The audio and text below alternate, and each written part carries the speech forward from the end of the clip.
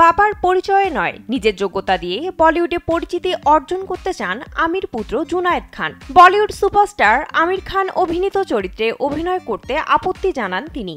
সম্প্রতি এক সাক্ষাৎকারে জুনায়েদ জানিয়েছেন, বাবার অভিনীত কোনো আইকনিক চরিত্রে অভিনয় করতে চান না তিনি। 2024 সালে মহারাজ সিনেমায় অভিনয়ের মাধ্যমে বলিউডে আত্মপ্রকাশ করেন জুনায়েদ খান। তার সুন্দর অভিনয় বেশ প্রশংসিত দর্শক মহলে। সম্প্রতি এক সাক্ষাৎকারে তাকে প্রশ্ন করা হয়, আমির খানের পুত্র হওয়ায় বলিউডে তার যাত্রা কতটা সহজ হয়েছে।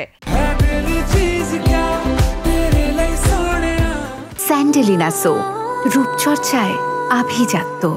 এ প্রসঙ্গে এক স্পষ্ট বার্তা দেন জুনায়েদ। তিনি বলেন, আমার বাবা অত্যন্ত সম্মানিত এবং ক্ষমতাশালী ব্যক্তি। তার ছেলে হওয়ায় যে কোনো সুবিধা ভোগ করিনি তা নয়, অবশ্যই কিছু জায়গায় করেছি। জুনায়েদ খান বলেন, বেশিরভাগ মানুষই আমাকে চেনেন কারণ আমি আমির খানের ছেলে, কিন্তু আমি ভাগ্যবান যে খুব কম লোকই আমার সঙ্গে তার তুলনা করেন। মূলত মানুষ আমার প্রতিভা এবং আমার ক্যারিয়ারের অগ্রগতির ভিত্তিতে আমাকে বিচার করুক, সেটাই চাই। বাবার সঙ্গে তুলনা করা হলে বিষয়টা কঠিন হবে।